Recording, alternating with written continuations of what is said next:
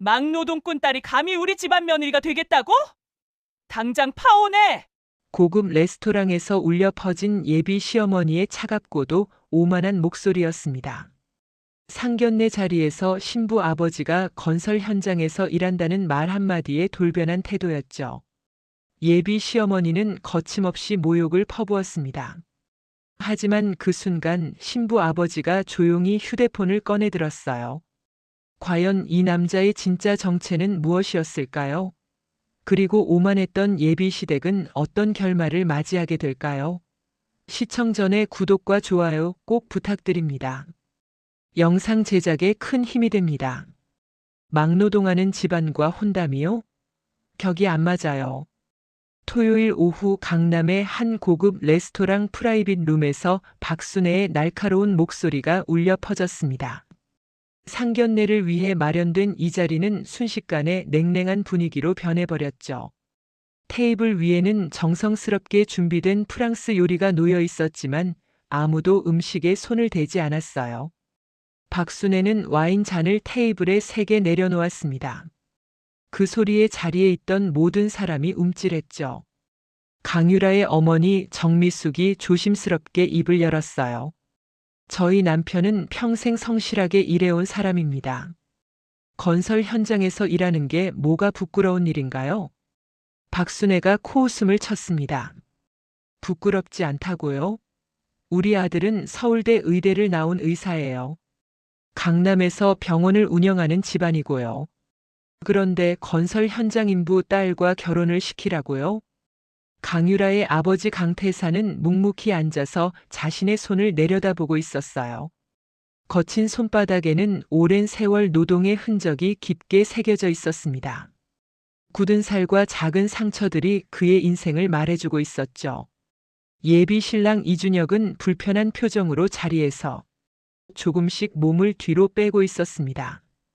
연인인 강유라를 한 번도 제대로 쳐다보지 않았어요. 준혁아, 내 생각은 어떠니? 박순애가 아들을 향해 물었습니다. 이준혁은 잠시 망설이다가 조심스럽게 입을 열었죠. 어머니 말씀도 일리가 있는 것 같아요. 우리 집안과 유란의 집안은 확실히 환경이 다르니까요. 강유라의 눈에서 눈물이 핑 돌았습니다. 3년을 사귄 남자였어요. 결혼을 약속했던 사람이었죠. 하지만 지금 그는 자신의 편이 아니었습니다. 예비 시아버지 이종석이 팔짱을 끼고 말했습니다. 우리 아들이 의사라는 걸 알고 접근한 거 아닙니까? 요즘 그런 사람들 많다는데. 정미숙의 얼굴이 붉어졌어요. 뭐라고요? 우리 딸이 그런 아이로 보입니까? 이종석이 손을 내저었습니다. 보이든 안 보이든 현실은 현실이에요. 우리 집안은 3대째 의사 집안입니다. 할아버지도 의사, 나도 의사, 아들도 의사죠. 그런데 갑자기 건설 현장 인부 집안과 사돈을 맺으라고요? 박순애가 다시 끼어들었어요. 솔직히 말해서 처음부터 반대했어야 했어요. 준혁이가 고집을 부려서 이 자리까지 온 건데 이제 보니 완전히 안 맞네요. 강유라가 떨리는 목소리로 말했습니다. 어머님, 저는 준혁 씨를 진심으로 사랑합니다. 제 아버지 직업이 뭐든 그게 저희 사랑과 무슨 상관이 있나요? 박순애가 비웃듯 대답했죠. 사랑? 사랑만으로 결혼이 유지되나요? 결혼은 집안과 집안의 만남이에요. 격이 맞아야 한다고요. 정미숙이 참지 못하고 목소리를 높였습니다. 격이요? 사람을 격으로 나누시는 겁니까? 그럼요. 세상이 원래 그런 거예요. 의사는 의사끼리, 변호사는 변호사끼리 만나야죠. 건설 현장 인부는 그쪽끼리 만나면 되는 거고요. 박순애의 말에 이종석이 고개를 끄덕였어요. 부부가 완벽하게 한 팀이 되어 상대방을 공격하고 있었습니다. 강태사는 여전히 말없이 앉아 있었어요. 하지만 그의 눈빛은 점점 차가워지고 있었습니다. 이준혁이 강유라를 향해 말했습니다. 유라야, 미안해.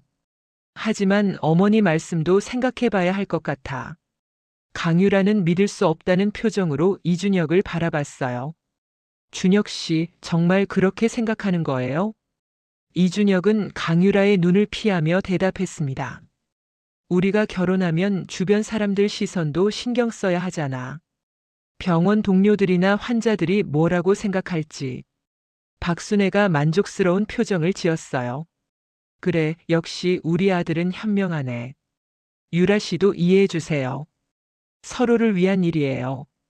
정미숙이 분노로 떨리는 목소리로 말했습니다. 서로를 위한 일이라고요? 이건 일방적인 모욕이잖아요. 이종석이 차갑게 말했죠. 모욕이 아니라 현실을 말하는 겁니다. 건설 현장에서 일하는 사람과 의사의 사회적 위치가 같을 수 있나요? 그 순간이었습니다. 강태산이 천천히 고개를 들었어요. 그의 눈빛에는 지금까지 보이지 않던 날카로움이 서려 있었습니다. 그는 주머니에서 휴대폰을 꺼내 테이블 위에 조용히 올려놓았죠. 레스토랑 밖 복도에서는 웨이터들이 다음 요리를 준비하고 있었습니다. 하지만 프라이빗 룸 안의 긴장감을 그들은 전혀 알지 못했어요. 곧 이 조용한 레스토랑에서 상상할 수 없는 반전이 시작될 예정이었습니다. 박순애는 승리한 듯한 표정으로 가방에서 서류 봉투를 꺼냈습니다. 이왕 이렇게 된 거 깔끔하게 정리하죠. 여기 위로금 명목으로 500만 원 수표를 준비했어요. 정미숙이 벌떡 일어났어요. 위로금이요? 우리 딸을 뭘로 보시는 겁니까? 박순애가 여유롭게 대답했습니다. 감정적으로 받아들이지 마세요. 그동안 준혁이랑 사귀느라 시간 낭비한 것도 있을 테니까요. 이 정도면 충분히 성에 있는 거예요. 강유라가 눈물을 흘리며 말했습니다. 준혁 씨, 정말 이래도 되는 거예요? 우리가 함께했던 3년이 아무 의미도 없는 거예요? 이준혁은 여전히 강유라의 눈을 피했어요. 유라야, 나도 힘들어. 하지만 가족을 무시할 순 없잖아. 가족이요? 그럼 저는 뭐예요? 준혁 씨가 결혼하자고 먼저 말했잖아요. 그때는 내 아버지 직업을 몰랐으니까. 이준혁의 말에 강유라는 완전히 무너져 내렸습니다. 사랑한다고 했던 사람이 결국 이런 사람이었다는 사실이 너무나 고통스러웠죠. 이종석이 시계를 보며 말했어요. 우리는 이만 일어나야겠소. 오후에 병원 회의가 있어서 말이오. 정미숙이 떨리는 손으로 테이블을 짚고 일어섰습니다. 기다리세요. 아직 우리 남편 말씀이 안 끝났는데요. 박순애가 비웃으며 대꾸했어요. 말씀이요? 건설 현장 인부가 무슨 할 말이 있다고요? 솔직히 지금까지 침묵하신 게 오히려 현명한 거예요. 말을 해봤자 더 창피해질 뿐이니까요. 강태사는 여전히 조용했습니다. 하지만 그의 손은 천천히 휴대폰을 향해 움직이고 있었어요. 이준혁이 자리에서 일어나며 말했습니다. 유라야, 나중에 따로 연락할게. 지금은 이만. 아니요. 강유라가 단호하게 말했습니다. 연락 안 하셔도 돼요. 오늘 준혁 씨 모습을 똑똑히 봤으니까요. 박순애가 가방을 들며 중얼거렸어요. 에휴, 젊은 사람들이 감정적으로 구는 건 이래서 안 된다니까. 어차피 시간 지나면 다 잊어버릴 거면서. 그 순간이었습니다. 강태산이 휴대폰을 들어 전화를 걸었어요. 스피커폰 소리가 룸 안에 울려 퍼졌죠. 여보세요, 회장님. 상대방의 목소리가 들렸습니다. 박순애와 이종석의 발걸음이 멈췄어요. 김상무, 나야. 강태산의 목소리는 낮았지만 확고했습니다. 지금 당장 긴급 이사회 소집해. 30분 후에 본사 회의실에서. 네, 회장님. 안건이 무엇입니까? 나중에 직접 말하겠네. 그리고 법무팀도 대기시켜. 알겠습니다, 회장님. 전화가 끊어졌습니다. 레스토랑 안은 순간 정적에 휩싸였어요. 박순애가 어색하게 웃으며 말했습니다. 뭐 하시는 거예요? 공사장 인부가 무슨 회장 흉내를 내시는 건지. 그 순간 레스토랑 매니저가 프라이빗 룸 문을 노크하고 들어왔습니다. 50대 중반쯤 되어 보이는 그는 강태산을 보자마자 깊숙이 허리를 숙였어요. 회장님, 프라이빗 룸으로 안내해 드릴까요? 아니면 추가로 필요하신 게 있으십니까? 박순애와 이종석의 얼굴이 굳어졌습니다. 뭐라고요? 회장님이라고요? 매니저가 당연하다는 듯이 대답했어요. 네, 한국건설 강태산 회장님이십니다. 저희 레스토랑 건물을 10년 전에 지어주신 분이시죠. 그래서 회장님께는 영구 VIP 대우를 해드리고 있습니다. 이종석의 안색이 하얗게 변했어요. 한국건설이라면 국내 건설사 3위. 매니저가 계속 말했습니다. 저희 건물뿐만 아니라 강남 일대 주요 건물 대부분이 한국건설 시공입니다. 혹시 이 근처 메디컬 빌딩도 아실 텐데요. 거기도 저희 회장님 회사 건물이에요. 박순애가 떨리는 목소리로 물었어요. 메디컬 빌딩이요? 설마 그 20층짜리 건물 말하는 건가요? 네, 맞습니다. 이종석의 병원이 바로 그 메디컬 빌딩 15층에 있었습니다. 이종석은 그 건물을 임대해서 병원을 운영하고 있었죠. 갑자기 그의 머릿속이 하얗게 변했어요. 강태산이 천천히 자리에서 일어났습니다. 그의 움직임은 느렸지만 무게감이 있었어요. 매니저, 괜찮네. 추가 주문은 없어. 네, 회장님. 언제든 호출하십시오. 매니저가 나가고 나자 강태산이 처음으로 박순애를 똑바로 쳐다봤습니다. 계속하시죠. 아까 무슨 말씀을 하시던 중이었나요? 박순애는 입술이 파르르 떨렸지만 아무 말도 나오지 않았어요. 이준혁은 완전히 얼어붙은 채로 서 있었습니다. 정미숙이 비로소 미소를 지었어요. 강유라는 놀란 표정으로 아버지를 바라봤습니다. 아버지의 이런 모습을 처음 보는 것이었죠. 강태산이 다시 휴대폰을 들었습니다. 이번에는 또 다른 번호로 전화를 걸었어요. 박순애가 급하게 말했습니다. 잠깐만요. 제가 잘못 알았던 것 같네요. 회장님이시라니. 강태산은 그녀의 말을 무시하고 전화 통화를 이어갔어요. 전무님, 나 회장이야. 우리 회사와 거래하는 병원 리스트 좀 보내줘. 특히 강남 쪽 메디컬 빌딩 입주 병원들 말이야. 네, 회장님. 5분 안에 보내드리겠습니다. 이종석이 다급하게 끼어들었어요. 회장님, 제 병원도 그 빌딩에 있습니다. 혹시 무슨 문제라도. 강태산이 차갑게 그를 바라봤습니다. 문제요? 아까는 저를 건설 현장 인부라고 하시지 않았나요? 그건 제가 몰라서 그런 겁니다. 죄송합니다. 몰라서요? 강태산이 천천히 말을 이었어요. 몰랐다고 해서 말이 달라지나요? 당신들은 제 직업이 건설 현장 노동자라고 생각했을 때 저를 무시했어요. 하지만 지금은 회장이라는 걸 알고 태도가 바뀌었죠. 박순애가 어색하게 웃으며 말했습니다. 회장님, 오해입니다. 저희가 그런 의도는 아니었어요. 오해라고요? 강태산의 목소리에 날이 서기 시작했어요. 그럼 아까 막노동꾼 딸이 의사 며느리가 되겠다고 하신 건 뭡니까? 500만 원 수표를 던지신 건요? 정미숙이 그동안 참았던 말을 쏟아냈습니다. 맞아요. 우리 딸을 돈으로 해결하려고 했잖아요. 이준혁이 강유라에게 다가가려 했어요. 유라야, 내가 설명할게. 어머니가 좀 심하게 말씀하신 건 맞지만 강유라가 뒤로 물러서며 말했습니다. 설명은 필요 없어요. 준혁 씨 생각은 이미 다 봤으니까요. 강태산의 휴대폰이 울렸습니다. 메시지가 도착한 것이었어요. 그는 화면을 확인하고 고개를 끄덕였죠. 병원 리스트가 왔네요. 어디 보자. 그가 화면을 스크롤하기 시작했습니다. 서울 메디컬 센터 15층. 이종석 원장. 임대 계약 기간 5년 매월 임대료 3천만 원. 맞습니까? 이종석이 식은땀을 흘리며 대답했어요. 네, 맞습니다. 그리고 병원 의료 장비 상당수가 우리 계열사에서 리스한 거네요. MRI, CT, 초음파 장비까지.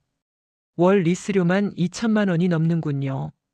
이종석은 아무 말도 할 수 없었습니다. 자신의 병원 운영이 한국건설 계열사와 얼마나 깊게 연결되어 있는지 그제야 깨달은 것이었어요. 박순애가 무릎을 꿇을 듯한 자세로 말했습니다. 회장님, 제발 용서해 주세요. 제가 잘못 생각했습니다. 강태산이 그녀를 내려다봤어요. 용서요? 아까는 제 딸한테 격이 안 맞는다고 하시지 않았나요? 정말 죄송합니다. 다시 한번 기회를 주시면. 기회라고요? 강태산의 목소리가 더욱 차가워졌습니다. 제가 정말 건설 현장 노동자였다면 어땠을까요? 그럼 우리 딸은 평생 그 모욕을 안고 살아야 했을 겁니다. 이종석이 떨리는 목소리로 말했어요. 회장님, 저희가 정말 잘못했습니다. 제발 계약만큼은. 계약이 그렇게 중요하십니까? 강태산이 물었습니다. 아까는 사람의 직업으로 격을 나누시더니 이제는 계약이 중요하다고 하시는군요. 레스토랑 밖에서 웨이터가 문을 노크했어요. 실례합니다. 다음 코스 요리를 가져와도 될까요? 강태산이 대답했습니다. 아니요, 됐어요. 우리는 이제 나갈 겁니다. 정미숙과 강유라가 자리에서 일어났어요. 강유라는 아직도 믿기지 않는다는 표정이었습니다. 아버지가 회장님이었다는 게 아니라 아버지가 이렇게 강한 모습을 보인다는 게 놀라웠죠. 이준혁이 다급하게 강유라의 팔을 잡았습니다. 유라야, 우리 다시 얘기하자. 아까는 내가 실수한 거야. 강유라가 그의 손을 뿌리쳤어요. 실수요?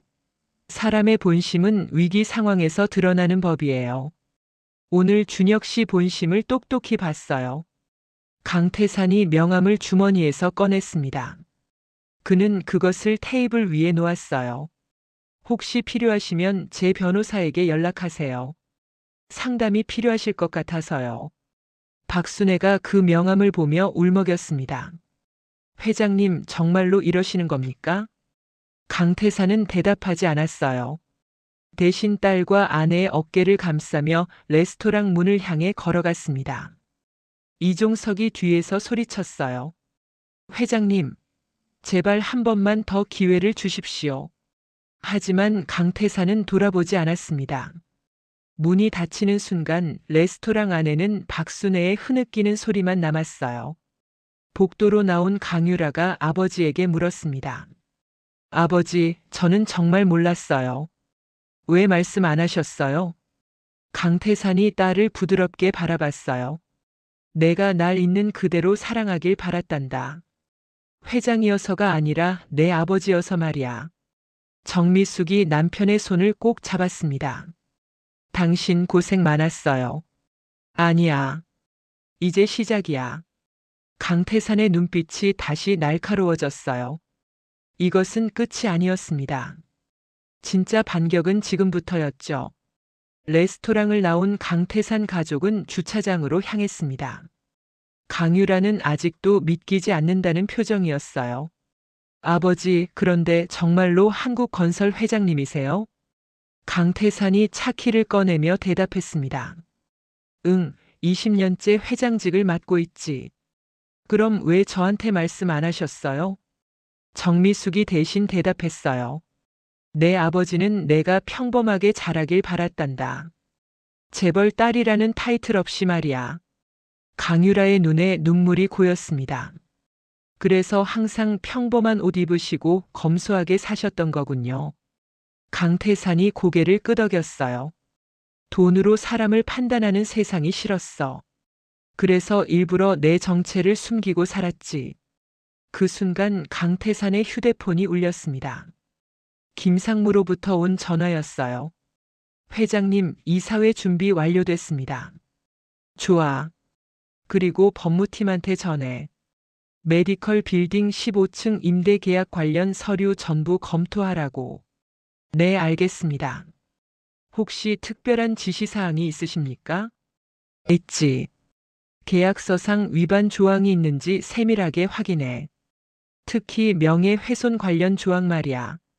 강태산이 전화를 끊자 정미숙이 걱정스럽게 물었어요. 여보, 정말 그렇게까지 하려고요? 강태산의 표정이 단호했습니다. 당연하지. 우리 딸을 모욕한 대가는 치러야 해. 한편 레스토랑 프라이빗 룸에서는 박순애가 패닉 상태에 빠져 있었어요. 이종석은 계속 휴대폰을 들여다보고 있었죠. 여보, 어떻게 하면 좋아요? 한국건설이면 우리 병원 운영이 완전히 달린 건데. 박순애가 울먹이며 대답했습니다. 내가 어떻게 알아요? 당신이 알아서 해결해요. 이준혁은 의자에 주저앉아 머리를 감싸 쥐었어요. 나도 끝났어. 유라가 한국건설 회장 딸이었다니. 박순애가 아들을 노려봤습니다. 그러게 왜 진작에 확인 안 했어? 여자 집안 배경 정도는 알아봤어야지. 어머니야말로 너무 심하게 나가신 거 아니에요? 이준혁의 항변에 박순애가 소리쳤어요. 뭐? 내 잘못이라고. 당신 아버지도 똑같이 말했잖아. 이종석이 두 사람을 말렸습니다. 지금 싸울 때가 아니야. 당장 대책을 세워야 한다고. 그는 급하게 병원 행정실장에게 전화를 걸었어요. 실장, 나야. 우리 병원이 입주한 건물 소유주가 한국건설 맞지? 네, 원장님. 왜 그러십니까? 혹시 계약서 사본 있어? 당장 팩스로 보내줘. 지금 바로 보내드리겠습니다. 5분 후 이종석의 휴대폰으로 계약서 파일이 도착했습니다. 그는 떨리는 손으로 내용을 확인했어요. 얼굴이 점점 하얗게 변해갔죠. 이런. 계약 해지 조항이. 박순애가 다급하게 물었습니다. 뭐라고 되어 있는데요? 임차인의 심각한 법적 또는 윤리적 문제 발생 시 즉각 계약 해지 가능. 이렇게 되어 있어. 그게 무슨 의미예요? 오늘 우리가 한 행동이 명예훼손으로 고소되면 계약 해지 사유가 될 수 있다는 얘기야. 레스토랑 매니저가 조심스럽게 다가왔습니다. 손님, 죄송하지만 다른 예약 손님이 곧 오십니다. 자리를 정리해 주시겠습니까? 박순애가 짜증스럽게 대답했어요. 알았어요. 나갑니다. 세 사람은 비틀거리며 레스토랑을 나왔습니다. 주차장에서 이준혁이 말했어요. 어머니, 아버지. 제가 유라한테 사과할게요. 다시 설득해 볼게요. 이종석이 고개를 저었습니다. 소용없어. 이미 틀어진 관계는 돌이킬 수 없다. 그럼 어떻게 해요? 일단 변호사부터 선임해야 해. 그리고 한국건설 쪽에 정식으로 사과문을 보내야겠어. 박순애가 불만스럽게 말했어요. 사과문이요? 우리가 왜요? 이종석이 아내를 노려봤습니다.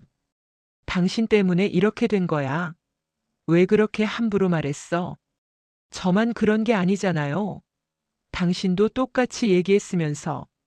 부부가 다투는 동안 이준혁은 강유라에게 전화를 걸었습니다. 하지만 전화는 받지 않았어요. 문자를 보내도 읽음 표시조차 뜨지 않았죠. 유라야, 제발 전화 받아. 내가 설명할게. 정말 미안해.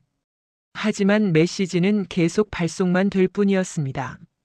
다음 날 월요일 아침 이종석은 병원으로 출근했습니다. 평소와 다름없는 하루가 시작될 거라 생각했죠. 하지만 병원 입구에서 행정실장이 급하게 달려왔어요. 원장님, 큰일 났습니다. 무슨 일이야? 한국건설법무팀에서 공문이 왔습니다. 임대계약 해지 통보라고요. 이종석의 다리에 힘이 풀렸습니다. 벌써? 이렇게 빨리?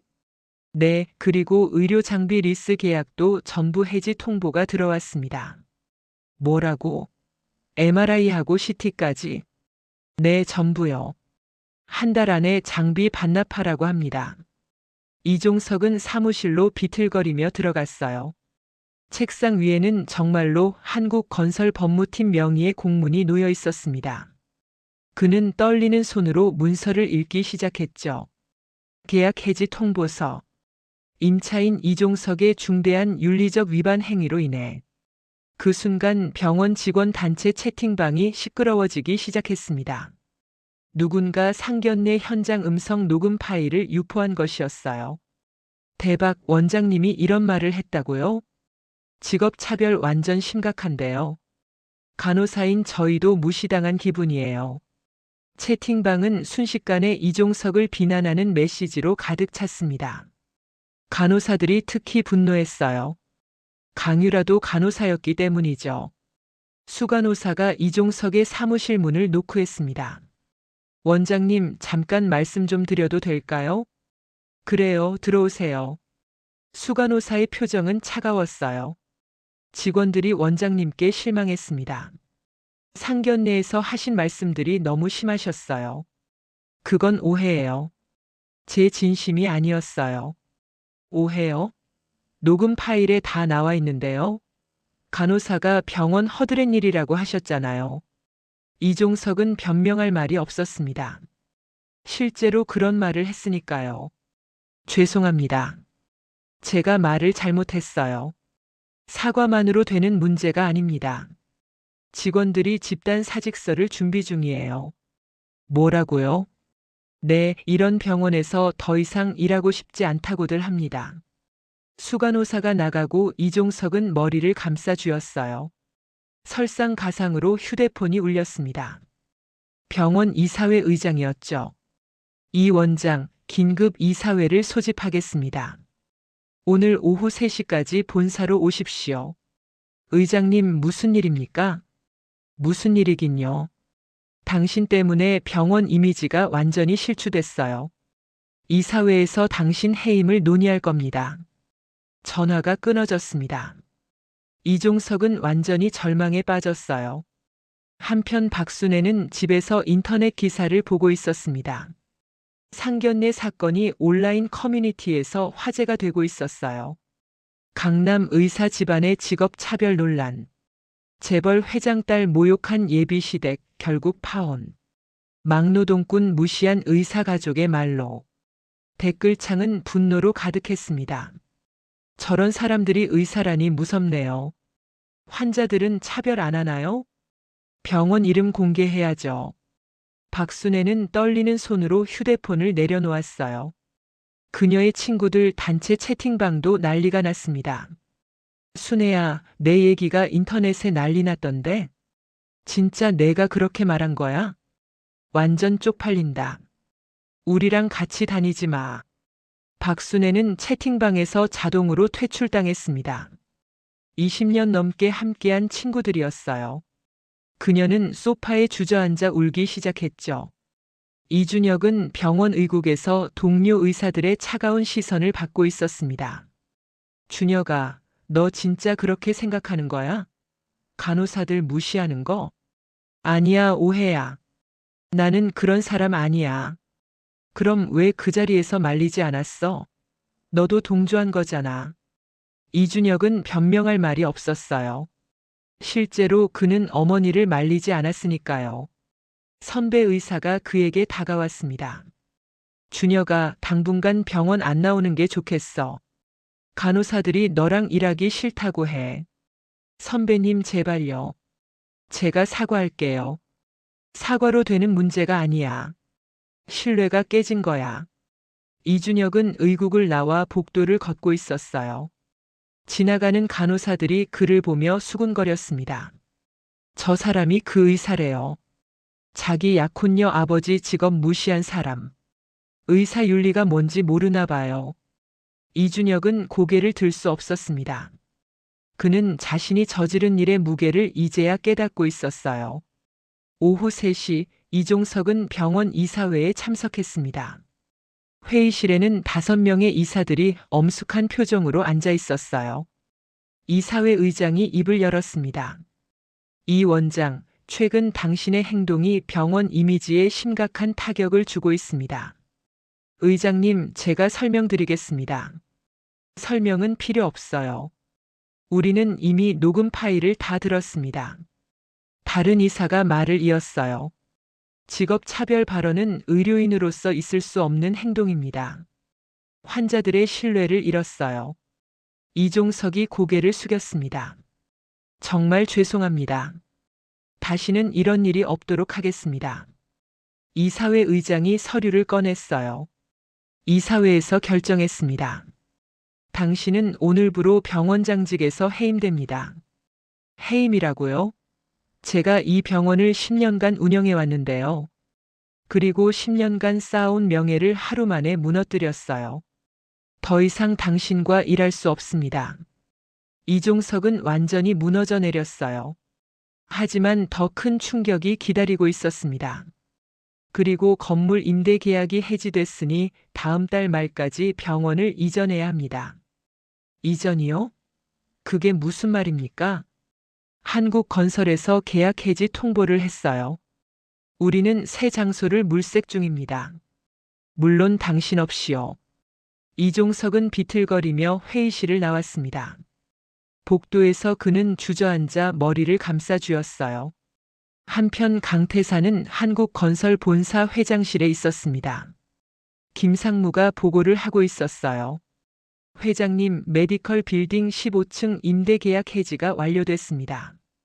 좋아. 의료 장비 리스 계약은? 그것도 전부 해지 절차에 들어갔습니다. 강태산이 고개를 끄덕였습니다. 잘했네. 그리고 언론 대응은? 홍보팀에서 공식 입장문을 준비했습니다. 직업차별 근절 캠페인을 시작한다는 내용으로요. 김상무가 태블릿을 보여줬어요. 화면에는 한국건설의 공식 보도 자료가 떠 있었습니다. 한국건설 정직한 노동 존중 캠페인 시작. 모든 직업은 평등하다는 메시지로 사회적 책임 실천. 강태산이 만족스러운 표정을 지었어요. 좋아. 이제 진짜 교육이 필요한 사람들에게 제대로 가르쳐 줘야지. 회장님, 혹시 너무 가혹한 건 아닐까요? 김상무의 걱정에 강태산이 단호하게 대답했습니다. 가혹하다고? 우리 딸이 받은 모욕에 비하면 아무것도 아니야. 그는 창밖을 바라봤어요. 서울 도심이 한눈에 내려다 보이는 회장실이었습니다. 사람들은 건물만 보지. 그 건물을 세운 노동자들은 보지 않아. 나는 그들이 존중받는 세상을 만들고 싶어. 김상무가 고개를 숙였습니다. 알겠습니다, 회장님. 그날 저녁 강유라는 병원 중환자실에서 근무하고 있었습니다. 동료 간호사가 그녀에게 다가왔어요. 유라야, 너 괜찮아? 인터넷에 난리 났던데. 괜찮아. 오히려 속이 시원해. 진짜? 파혼해서 속상하지 않아? 강유라가 고개를 저었습니다. 아니, 오히려 잘 됐어. 그 사람들 본 모습을 이제야 본 거니까. 그녀는 환자의 활력 징후를 체크하며 말을 이었어요. 나는 간호사야. 환자들을 돌보는 게 내 일이고 내 자부심이야. 누가 뭐래도 상관없어.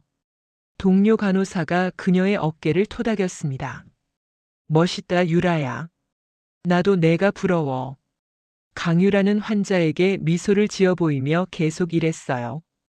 그녀의 얼굴에는 평온함이 깃들어 있었습니다. 반면 이준혁은 자신의 집에서 술을 마시고 있었어요. 테이블 위에는 빈 소주병이 여러 개 놓여 있었습니다. 휴대폰을 들어 강유라에게 또 전화를 걸었지만 여전히 받지 않았죠. 유라야, 제발 전화 받아. 내가 잘못했어. 정말 미안해. 하지만 목소리는 허공에 울려 퍼질 뿐이었습니다. 강유라는 이미 그를 차단한 상태였어요. 이준혁은 소파에 몸을 던지며 중얼거렸습니다. 내가 왜 그랬을까? 왜 유라를 지켜주지 못했을까? 하지만 후회는 이미 늦었습니다. 그가 놓친 기회는 다시 돌아오지 않을 거예요. 일주일이 지났습니다. 이종석의 병원은 폐업 절차에 들어갔어요. 의료 장비가 모두 반출되고 직원들도 전부 떠났습니다. 박순애는 집에서 이삿짐을 싸고 있었어요. 강남 아파트를 팔아야 했거든요. 은행 대출을 갚기 위해서였습니다. 여보, 우리 정말 이렇게 망하는 거예요? 이종석이 지친 목소리로 대답했습니다. 망한 게 아니야. 대가를 치르는 거야. 우리가 한 행동에 대한 대가를 말이야. 박순애가 울먹였어요. 그래도 너무 심한 거 아니에요? 평생 모은 재산을 다 잃다니. 심하다고. 우리가 강유라 씨한테 한 말이 얼마나 심했는지 생각해봐. 이종석은 창밖을 바라봤습니다. 한때 성공한 의사로 살았던 자신의 모습이 멀게 느껴졌어요. 이준혁은 병원을 그만두고 시골의 작은 보건소로 내려가기로 했습니다. 서울에서는 더 이상 일할 곳이 없었거든요. 출발 전날 밤 그는 강유라가 근무하는 병원 앞으로 갔어요. 하지만 직접 들어갈 용기는 없었습니다. 그저 멀리서 병원 건물만 바라볼 뿐이었죠. 유라야, 미안해. 정말 미안해. 그 순간 강유라가 병원에서 나왔습니다. 야간 근무를 마친 모습이었어요. 이준혁은 그녀에게 다가가려 했습니다. 유라야. 강유라가 멈춰 섰어요. 그녀는 이준혁을 보더니 차갑게 말했습니다. 왜 왔어요? 사과하러 왔어. 정말 미안해. 사과는 필요 없어요. 이미 다 끝난 일이니까요. 유라야, 제발 한 번만 더 기회를. 강유라가 그의 말을 끊었어요. 준혁 씨, 기회는 그때 있었어요. 그 상견례 자리에서 저를 지켜줬어야 했어요. 하지만 준혁 씨는 가족 편을 들었죠. 나는 당황해서 그랬어. 당황이요? 강유라의 목소리가 차가워졌습니다. 사람의 진짜 모습은 위기 상황에서 드러나는 법이에요. 준혁 씨의 진짜 모습을 그날 봤어요. 이준혁은 아무 말도 할 수 없었어요. 강유라가 돌아서며 마지막으로 말했습니다. 행복하게 사세요, 준혁 씨. 저는 이제 제 길을 갈게요. 그녀는 멀어져 갔습니다. 이준혁은 그 자리에 서서 그녀가 사라질 때까지 지켜봤어요. 한편 강태사는 건설 현장을 방문했습니다.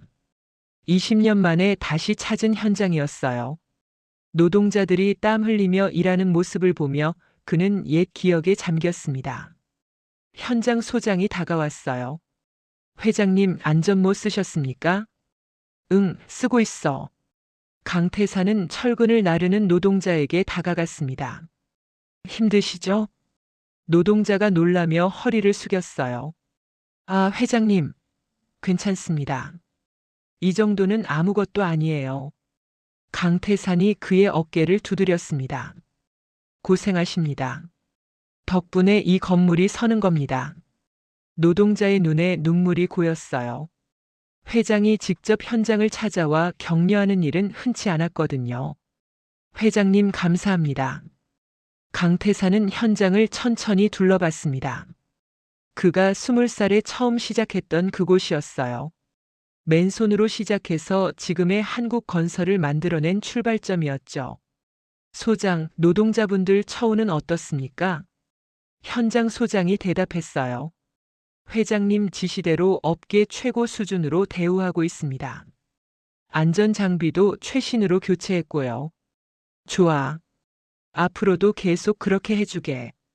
노동자들이 안전하고 존중받는 현장을 만드는 게 우리 목표야. 네, 명심하겠습니다. 강태산이 현장을 나오자 김상무가 기다리고 있었습니다.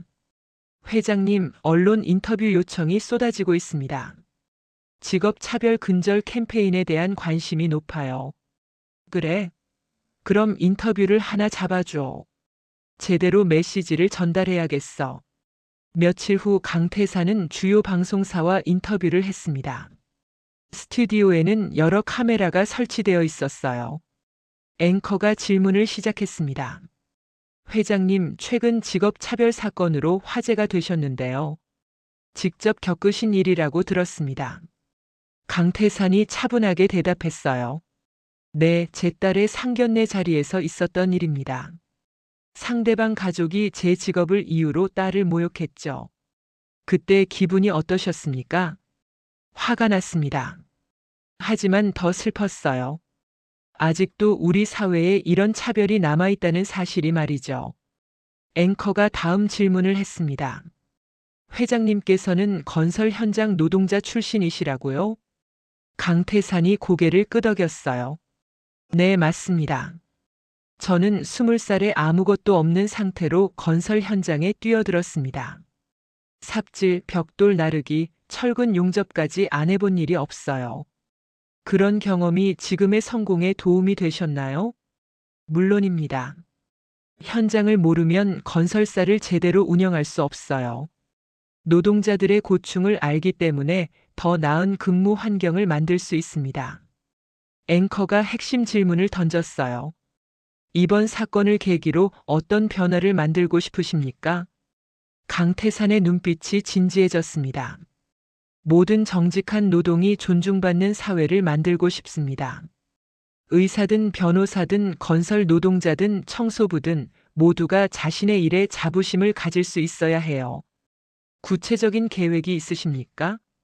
네, 한국건설은 앞으로 거래업체 선정 시 노동 인권 평가를 필수 항목으로 추가할 겁니다. 직업 차별을 하는 업체와는 거래하지 않을 거예요. 인터뷰가 방송되자 큰 반향이 일었습니다. 온라인 커뮤니티에는 응원 메시지가 쏟아졌어요.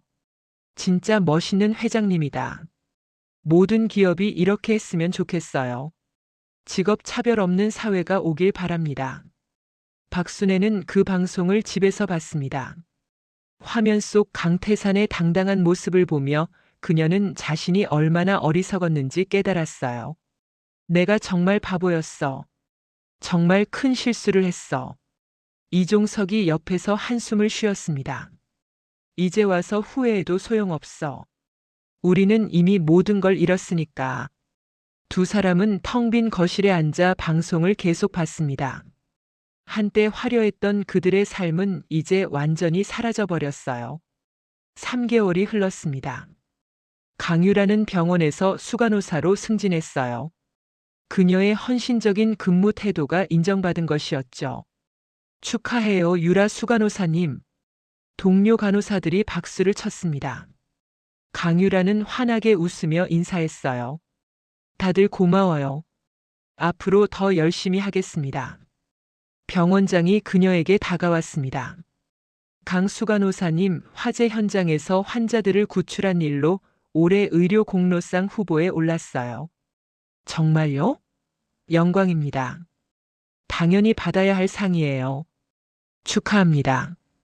강유라는 중환자실로 돌아가 환자들을 돌봤습니다. 한 할머니 환자가 그녀의 손을 잡았어요. 간호사님 고마워요. 간호사님 덕분에 제가 살았어요. 할머니, 제 일을 한 것뿐이에요. 아니에요. 간호사님은 천사예요. 진짜 천사. 강유라의 눈에 눈물이 살짝 맺혔습니다. 이런 순간들이 그녀가 일을 계속하는 이유였어요. 퇴근길에 강유라는 아버지 강태산에게 전화를 걸었습니다.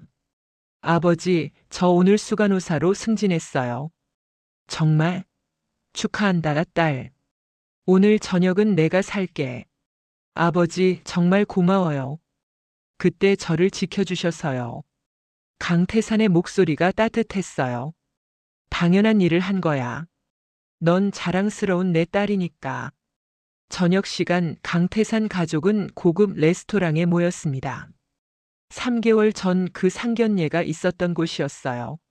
매니저가 그들을 반갑게 맞이했습니다. 회장님, 어서 오십시오. 특별한 날이라고 들었습니다. 네, 딸 승진 축하 자리예요. 축하드립니다.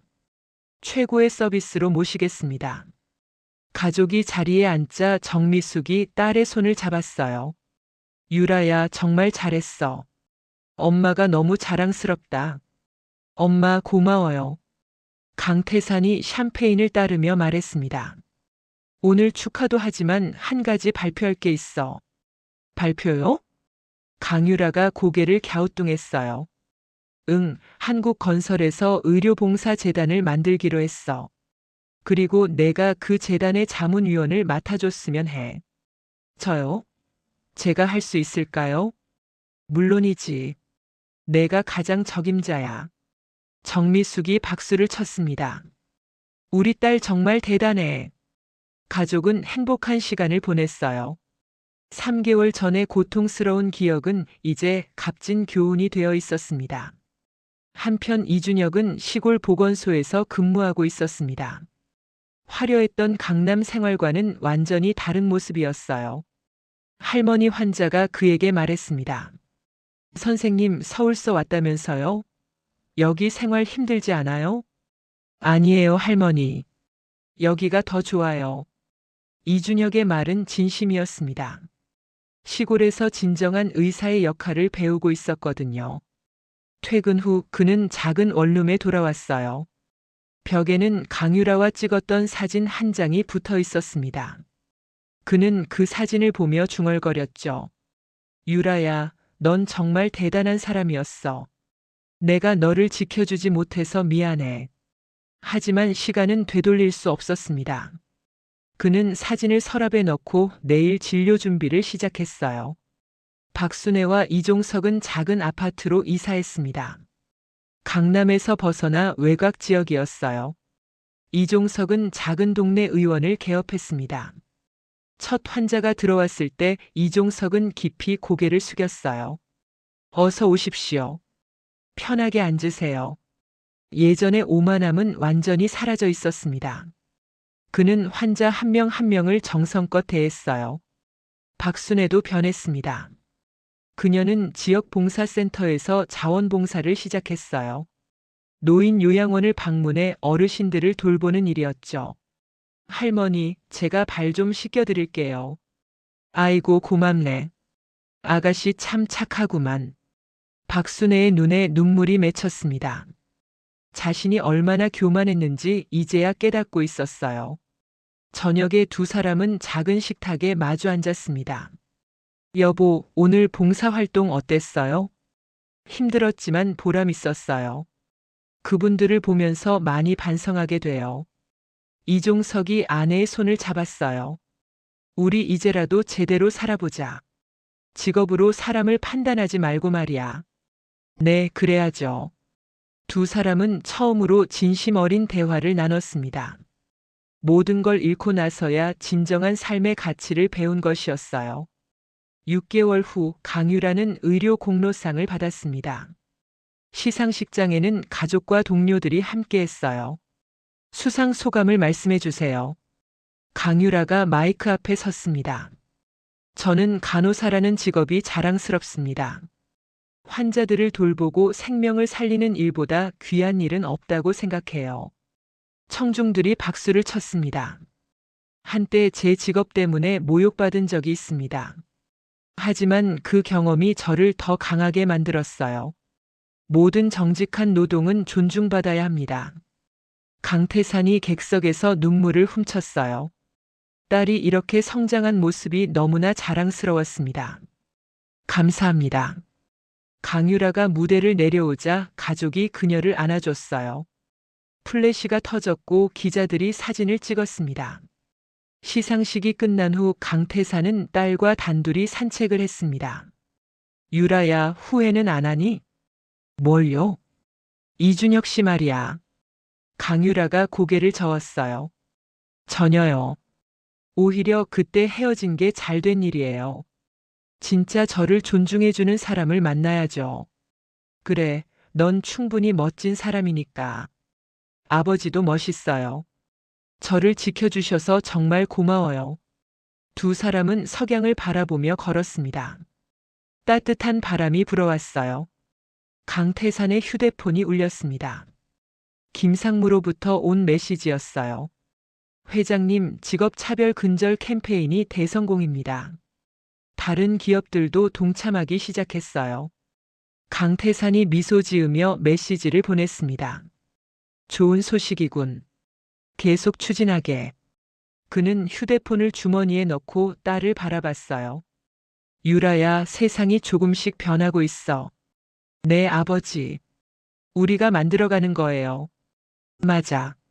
한 사람 한 사람의 변화가 모여서 세상을 바꾸는 거지. 두 사람은 계속 걸었습니다. 앞으로 펼쳐질 미래는 밝았어요. 이종석의 작은 의원 앞에는 이제 환자들이 줄을 서기 시작했습니다. 그의 진심 어린 진료가 입소문을 탄 것이었어요. 선생님 정말 친절하시네요. 당연한 일을 하는 겁니다. 편하게 말씀하세요. 이종석은 이제 환자 한 명 한 명을 소중히 대했습니다. 직업으로 사람을 판단하지 않았어요. 박순애도 봉사활동을 계속했습니다. 그녀는 노인 요양원에서 없어서는 안 될 존재가 되었어요. 순애 씨, 오늘도 와줘서 고마워요. 원장님, 제가 더 감사하죠.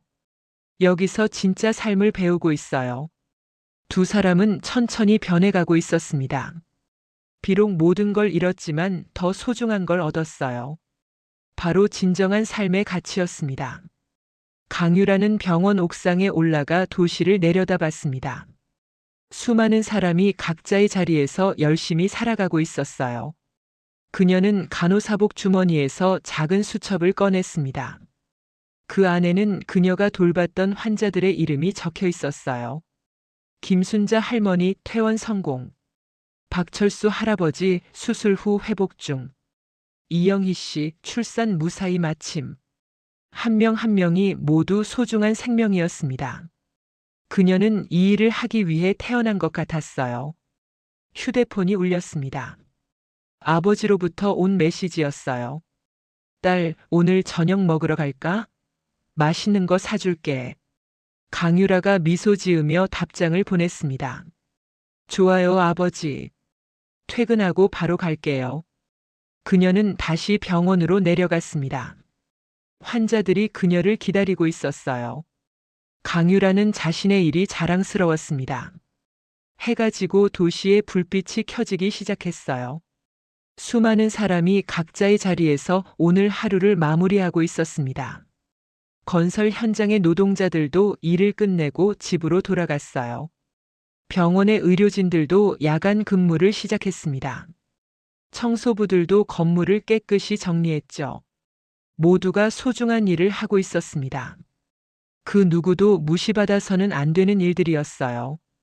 강태사는 회장실에서 도시의 야경을 바라봤습니다.